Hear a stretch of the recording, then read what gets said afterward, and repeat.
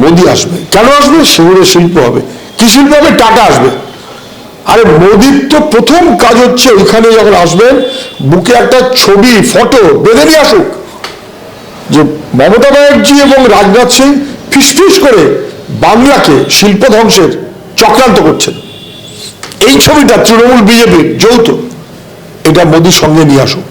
কেননা বাংলার শিল্প ধ্বংস করে সেটাকে ভেট দেওয়া হয়েছিল মমতা ব্যানার্জির নেতৃত্বে নরেন্দ্র মোদীকে। অটো হাব এখান থেকে চলে গেল গুজরাটে। ফলে বাংলাকে ধ্বংস করে at the cost of Bengal উনি মোদিজিকে সাহায্য করেছেন। ফলে মোদিজি এখানে কিছু করতে আসছেন কি আসছেন না জানি না, নাটক ফিরিয়ে দেবার জন্য আসছেন। আমি এমন একটা ভাব করব যেন কৃষি শিল্প কোনো কিছুতেই হয় তৃণমূল নয় বিজেপি, যারা গোটা দেশে ধ্বংস করছে তারা ছাড়া কেউ নেই, এই মনোভাবে ঘুরে বেড়াচ্ছে। আর কেউ থাকবে না। তৃণমূল থাকলে বিজেপির কোনো লস নেই, বিজেপি থাকলেও তৃণমূলের কোনো লস নেই। দুয়ের মাথায় যতক্ষণ আরএসএস থাকছে লড়াই ভাব দেখাতে হবে। সিঙ্গুরে ধ্বংস করেছে যারা, আজকে তারা ভাষণবাজি করছে, এই মিটিংটা অর্থহীন। কিন্তু বিজেপি তো একেবারে নিশ্চিত করে বলছে, বিশেষ করে সুকান্ত মজুমদার, যে সিঙ্গুরে শিল্প আসবেই আর সেটা বিজেপিই আনবে। বিজেপি শাসিত রাজ্যগুলোর যা হাল সেটা দেখে মানুষ বুঝতে পারবেন যে আসলে বিজেপি কি চায়। দারুণ গণতন্ত্র করব বলে ত্রিপুরার বিজেপি গণতন্ত্র সংহারের কাজেই আছে। দারুণ ভালো উন্নয়নের কাজ করব বলে কৃষকদের ভবিষ্যৎ ধ্বংস করার লাইনেই বিজেপি চলেছে। দারুণ ভালো শিল্প করব বলে, আরে ওরা কাজ হচ্ছে ওদের পাহারাদারি করা। আদানি আম্বানির পাহারাদার। আদানি আম্বানির পাহারাদার মানে উন্নয়নের শিল্প নয়, বেসিক্যালি ফোরেমি। আর যা হবে ওই নিজেদের লোকেদের মধ্যে, তার বাইরে কেউ না। বাকি গোটা দেশ, এমনকি প্রফেশনাল ইন্ডাস্ট্রিয়াল, তাদেরকেও নানানভাবে হেনস্থা করা, এই হচ্ছে ওদের মনোভাব। ওরা গুটি কতকের জন্য গোটা দেশ চালায়। ফলে এই যে শিল্প করব বলছে যারা, শিল্প ধ্বংস করেছে তারাই।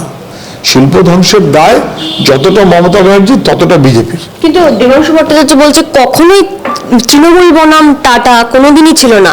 আর টাটা নাকি দীর্ঘ বেশ কয়েক বছর ধরে এ রাজ্যে ফিরেছে, তার মানে তো শিল্পও ফিরেছে। কিন্তু আপনি সবার কথার উত্তর আমার দেওয়াটা উচিত না। দেবাংশুর কথা দীপশিতাকে জিজ্ঞেস করুন, সায়নকে জিজ্ঞেস করুন, শতরূপকে জিজ্ঞেস করুন, আমি সব কথা উত্তর দিই না। টাটা কবে ফিরেছেন, টাটার সঙ্গে কোনো গন্ডগোল ছিল না। টাটার গন্ডগোল টাটার সঙ্গে ছিল না তো বটেই, টাটার সঙ্গে গন্ডগোল থাকবে কেন? বাংলার শিল্প ধ্বংস করেছে, বাংলার যুবকের ভবিষ্যৎ নষ্ট করেছে।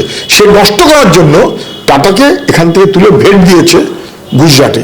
তাই টাটার সঙ্গে ঝগড়া বড় কথা না, বড় কথা টাটাকে এখানকার শিল্প বন্ধ করে ভেঙে গুজরাটে পাঠিয়েছে আর এখানকার যুবকের স্বপ্ন ধ্বংস করেছে। কিন্তু সেই জমি তো বামেরাই নাকি অবৈধভাবে দখল করেছিল, এ কথাও বলছে। কে বলছে? আজে বাজে কথা আপনি বিশেষ করে লাভ নেই। বামেরা ধ্বংস করেছে, যারা বলছে তারা বামেদের কিছুই জানে না। গোটা পশ্চিমবাংলায়, গোটা ভারতবর্ষ সবাই জানে যে কৃষিতে কৃষকের পাশে, জমির অধিকারের প্রশ্নে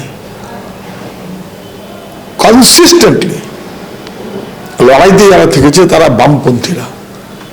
এসব আজে বাজে কথা বলে লাভ নেই। আপনি দেখুন এখন ওয়াকফের সম্পত্তি জিরো খতিয়ানে চলে যাচ্ছে, ওয়াকফের সম্পত্তি।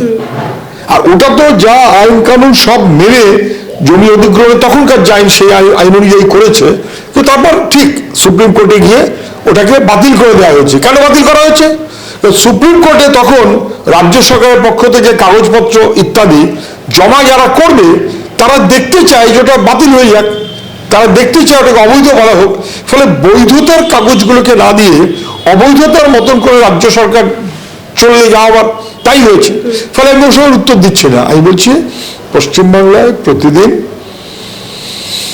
ওয়াকফের জমি যেমন চলে যাচ্ছে, গ্রামের কৃষকের জমি তার বর্গা যেমন কেটে যাচ্ছে, পাট্টার জমির অধিকার যেমন কেড়ে নেওয়া হচ্ছে, গ্রামে গ্রামে দলিল টাকার বিনিময়ে বদলে যাচ্ছে, রেকর্ড বদলে দেওয়া হচ্ছে, দলিল যাই থাক না কেন রেকর্ড বদলে দেওয়া হচ্ছে, কত দেখতে চান? ফলে গোটা, এবং এটা সবাই জানে এখন। সবচাইতে বড় ক্রাইম করছে পশ্চিমবাংলায়, এমনকি জমির ক্ষেত্রেও তৃণমূলের বাহিনী।